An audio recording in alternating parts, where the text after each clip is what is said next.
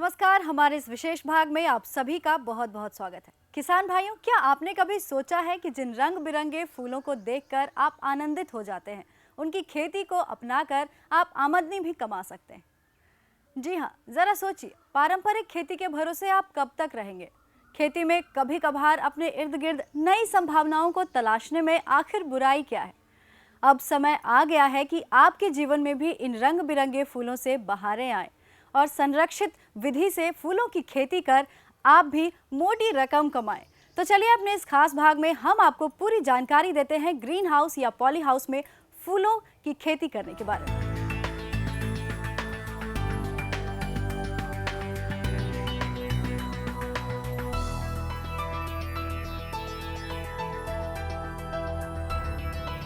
संरक्षित खेती के लिए आप फूलों का चुनाव अपने नज़दीकी बाजार के मांगों के आधार पर भी कर सकते हैं। लेकिन फूलों की कुछ प्रजातियां ऐसी होती है जिसकी मांग हमेशा ही बरकरार रहती है। तो व्यावसायिक स्तर पर खेती करने के लिए फूलों की कौन-कौन सी प्रजातियां बेहतर है, आइए जान लेते हैं।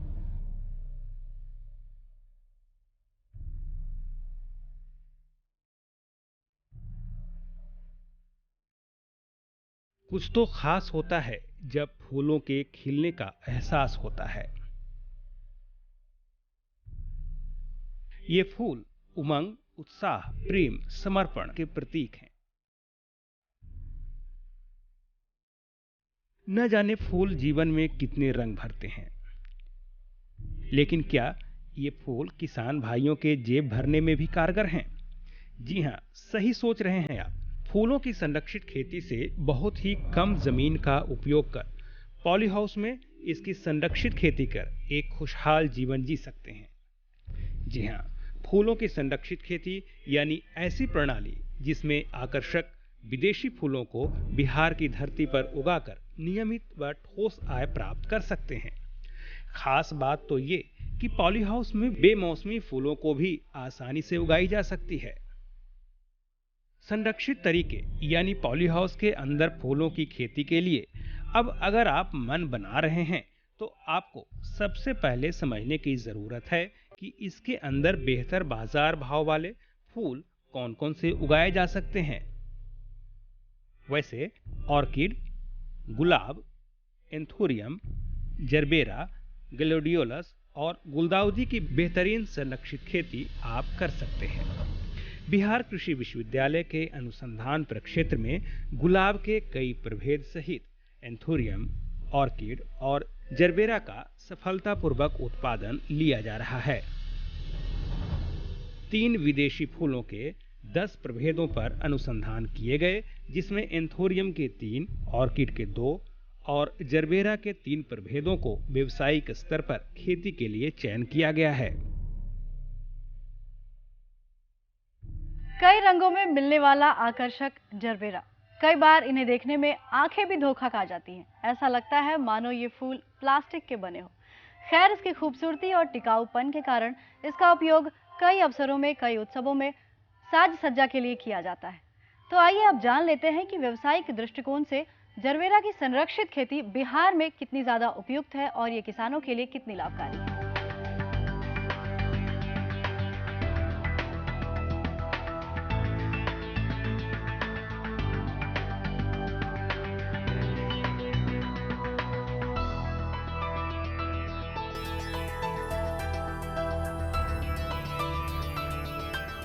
अफ्रीका से आए कंपोजिट परिवार का फूल जरबेरा लगभग पूरे वर्ष खिलते रहने के कारण व्यावसायिक उत्पादन के लिए बहुत पसंद किया जाता है। यह पतली लंबी डंठल में शानदार पंखुड़ियों वाला फूल कई मनमोहक रंगों जैसे लाल, सफेद, पीले, नारंगी रंग लिए होते हैं। साथ ही बीच का चंद्रभाग बहुत ही चटकीला और बड़े आकार का, साथ में अलग अलग रंगों में होता है। फूलदान में काटकर लगाने पर इसके फूल काफी समय तक तरोताजा बने रहते हैं। गुलदस्ते, स्टेज की सजावट और कई मौकों पर इस फूल की मांग की जाती है। यही कारण है कि आज जरबेरा अत्यंत लोकप्रिय फूल बन गया है। आज व्यावसायिक दृष्टि से इसकी खेती बिहार में भी की जा रही है। अगर आप इसकी खेती बिहार के किसी भी जिले में करना चाहते हैं तो ज़रूर करें। इसकी प्रमुख किस्में लारा, संटल, डेल्फिन, नवादा, ओलंपिया और कोरमरान है। जरबेरा की गुणवत्ता युक्त फूलों का उत्पादन के लिए 5% छाया घर या स्वाभाविक रूप से पॉली हाउस की जरूरत है। दिन का तापमान 22 से 25 डिग्री सेल्सियस और रात का तापमान 12 से 16 डिग्री सेल्सियस इसके लिए बेहतर माना जाता है। मिट्टी की बात करें तो जरबेरा के लिए अच्छी जल निकासी वाली, उपजाऊ और हल्की क्षारीय मिट्टी उपयुक्त होती है। जरबेरा की संरक्षित खेती के लिए भूमि की तैयारी काफी महत्वपूर्ण है। सबसे पहले पॉली हाउस के अंदर मिट्टी को अच्छी तरह से भुरभुरा कर लेना चाहिए। इसके बाद 1 मीटर चौड़ी और 30 सेंटीमीटर उठी हुई बेड तैयार करनी चाहिए। तैयार किए गए बेड में रेत 2 भाग, नारियल या धान की भूसी 1 भाग और गोबर खाद या वर्मी कंपोस्ट 1 भाग को अच्छे से मिश्रण बनाकर मिला देना चाहिए।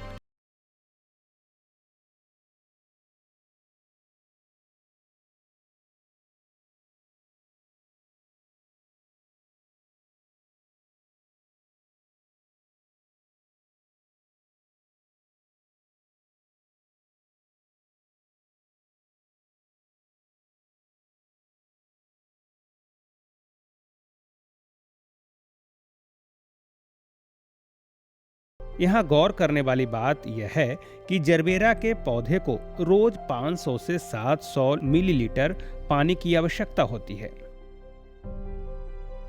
अब जरबेरा के नन्हे पौधों को लगाने की बारी आती है।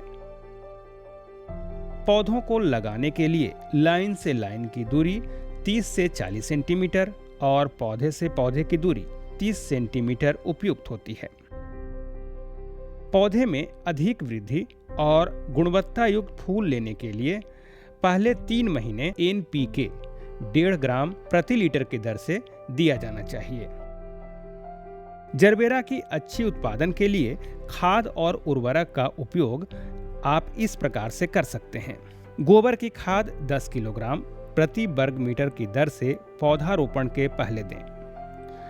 रोपण से 3 माह तक 10:15:20 ग्राम NPK प्रति वर्ग मीटर प्रति माह दें। रोपण के 3 माह बाद जब फूल आना शुरू हो जाए तब 15:10:30 ग्राम NPK प्रति वर्ग मीटर प्रति माह की दर से टुकड़ों में 15 दिन के अंतराल पर दें। 1.5 ग्राम प्रति लीटर की दर से सूक्ष्म पोषक तत्व जैसे बोरॉन, कैल्शियम, मैग्नीशियम और कॉपर के मिश्रण का छिड़काव करें। जरबेरा के शानदार फूल लेने के लिए कुछ और विशेष बातें हैं जिन्हें आप जरूर ख्याल रखें। नई पत्ती आने और उसकी वृद्धि और स्वच्छता बनाए रखने की सुविधा के लिए समय समय पर पुरानी पत्तियां हटा दें। पौधों की अच्छी वृद्धि के लिए रोपण के बाद 2 माह तक कलियों को तोड़ते रहें और उसके बाद फूल आने दें। आवश्यकता अनुसार खरपतवार निकालते रहें। 15 दिन के अंतराल पर बेड की गुड़ाई करें जिससे जल और उर्वरक का अवशोषण और जड़ों में वायु का संचार हो सके। किसान भाइयों, अब तक आपने इसे लगाने और बेहतर प्रबंधन के बारे में जानकारी प्राप्त की। आइए अब हम जानते हैं इसमें लगने वाले प्रमुख कीट, व्याधियों और उसका प्रबंधन के बारे में।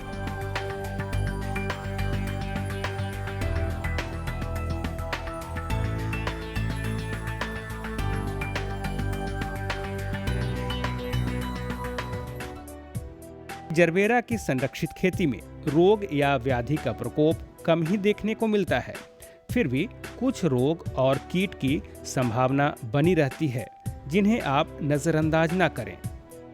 जरबेरा में लगने वाले कुछ कीट इस प्रकार हैं। सफेद मक्खी।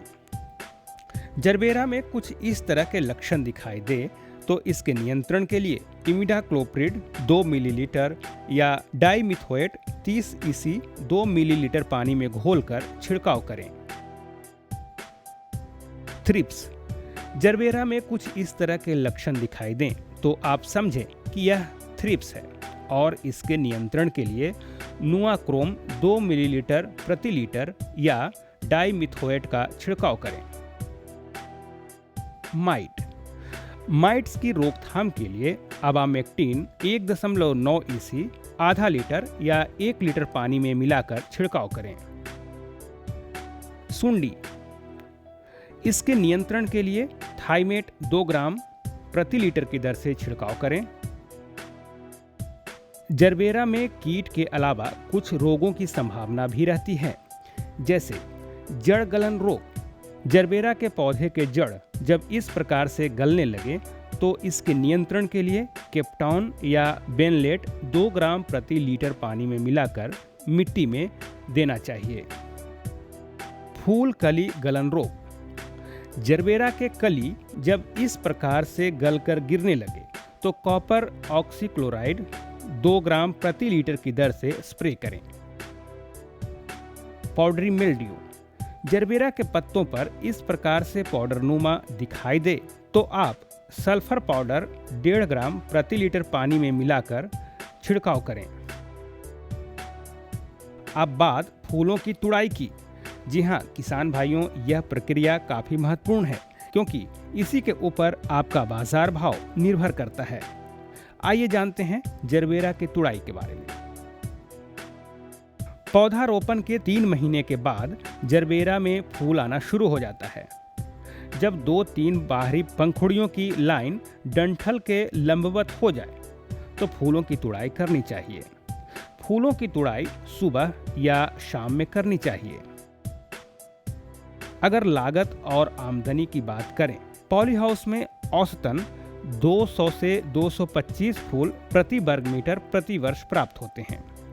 पौधों की उत्पादन क्षमता 24 से 30 महीने तक बनी रहती है।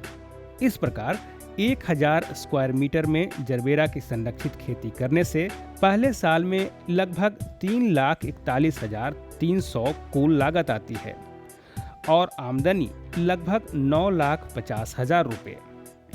वहीं दूसरे वर्ष में जरबेरा की खेती करने में लागत आएगी 1,39,086 रुपये और आमदनी पहले वर्ष जैसा ही यानी 9,50,000 रुपये। इस प्रकार आपके 1 रुपये की लागत पर लगभग 6.5 रुपये की आमदनी होती है। वहीं तीसरे वर्ष में लागत और आमदनी का अनुपात और भी बेहतर होकर 1 रुपये की लागत से लगभग 8 रुपये की आमदनी होती है।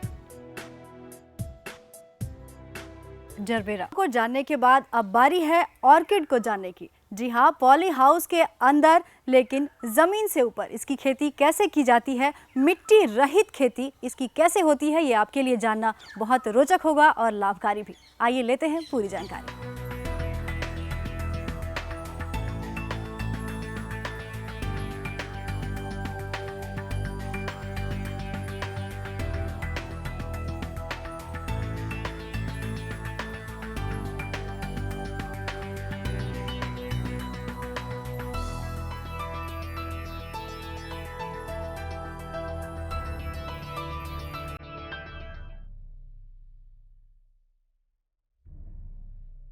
किसान भाइयों, व्यावसायिक खेती के लिए ऑर्किड का भी स्थान महत्वपूर्ण है।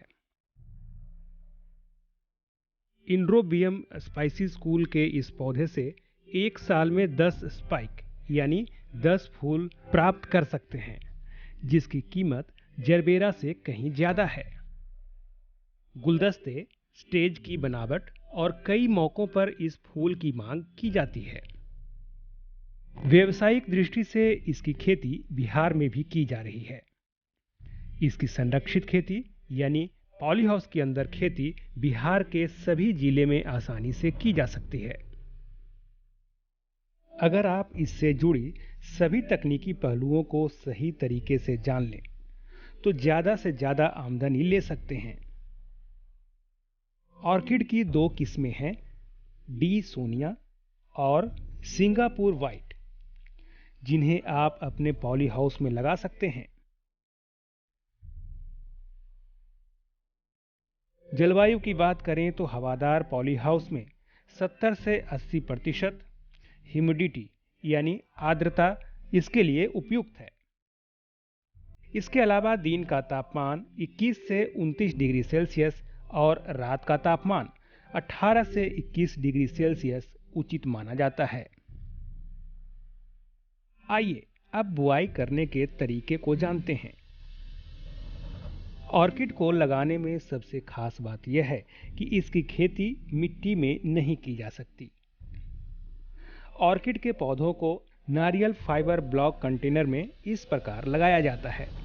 साथ ही इसके पौधों को बांस की डंडी से इस तरह से बांधकर सहारा दिया जाता है। ऑर्किड के पौधों को हमेशा नमी की जरूरत होती है।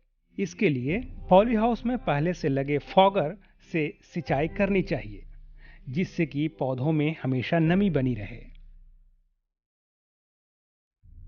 अब खाद और उर्वरक की बात करें तो एनपीके 19:19:19 में 2 ग्राम प्रति लीटर पानी की दर से सप्ताह में 2 बार रोपाई से 30 दिनों के बाद छिड़काव करना चाहिए।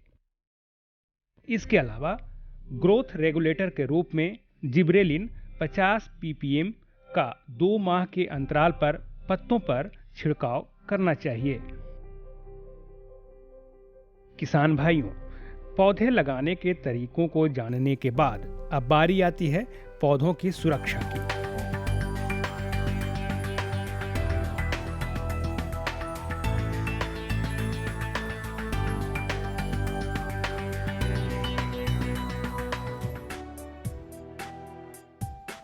ऑर्किड में कीट और रोगों की बहुत कम ही संख्या देखने को मिलती है। अगर हम कीट की बात करें तो ऑर्किड में एक ही कीट का प्रकोप देखा जाता है, वह है स्नेल और स्लग। यह कीट ऑर्किड के पत्ते, तना और फूल को काफी हानि पहुंचाता है। अगर यह कीट आपके खेत या आसपास दिखाई दे तो इसे चुनकर तुरंत नष्ट कर दें। रोग की बात करें तो आमतौर पर ऑर्किड में 3 रोगों का प्रकोप देखा गया है, जिनमें पहला है ब्राउन रोट। इस रोग से नियंत्रण के लिए क्राउन में पानी को न जमने दें। इसके लिए दिन में जल्दी पानी देना चाहिए और रात में नमी कम बनाए रखनी चाहिए। इसके बावजूद भी आपके पौधों में इस रोग के लक्षण दिखाई दे तो स्ट्रेप्टोमाइसिन सल्फेट आधा ग्राम और कॉपर ऑक्सीक्लोराइड 2 ग्राम प्रति लीटर पानी में मिलाकर छिड़काव करनी चाहिए। ऑर्किड का दूसरा रोग है बैक्टीरियल ब्राउन स्पॉट। इस रोग का प्रकोप पौधों के तनों और पत्तों पर देखने को मिलता है। इससे नियंत्रण के लिए स्ट्रेप्टोमाइसिन आधा ग्राम और कॉपर ऑक्सीक्लोराइड 2 ग्राम प्रति लीटर पानी में मिलाकर छिड़काव करें। ऑर्किड में लगने वाले तीसरे रोग का नाम है ब्लैक रोट। इस रोग के लक्षण जड़ और पत्तों पर दिखाई पड़ते हैं। नियंत्रण के लिए मेटालेक्साइल 2 ग्राम या डाइमेथोमोर्फ 50% WP प्रति ग्राम प्रति लीटर पानी में मिलाकर छिड़काव करें। अब बात ऑर्किड के फूलों की तुड़ाई की। जी हाँ किसान भाइयों, यह एक महत्वपूर्ण विषय है कि आप फूलों की तुड़ाई किस स्थिति में करें ताकि इसका बाजार भाव ज्यादा से ज्यादा मिले। जब ऑर्किड के फूल 75% खुल जाए और शेष कलियां बंद हों तब फूलों की डंडी की तुड़ाई करनी चाहिए। तो किसान भाइयों, इस प्रकार ऑर्किड की संरक्षित खेती कर ज्यादा से ज्यादा लाभ प्राप्त कर सकते हैं। तो जैसा कि आपने देखा, बिहार में भी संरक्षित तरीके से फूलों की खेती कर आप अपने जीवन को एक नया आर्थिक आधार दे सकते हैं। तो फिर देर किस बात की? अगर आपको इस पूरी प्रक्रिया को समझने में कोई दिक्कत महसूस हो रही हो तो बिहार कृषि विश्वविद्यालय के इन टोल फ्री नंबर्स पर कॉल करके बेझिझक आप अपना संपर्क स्थापित कर सकते हैं हमारे वैज्ञानिकों से। जी हाँ, तो फिर क्या सोच रहे हैं आप? फूलों की खेती को अपनाइए और खूब मुनाफा कमाइए।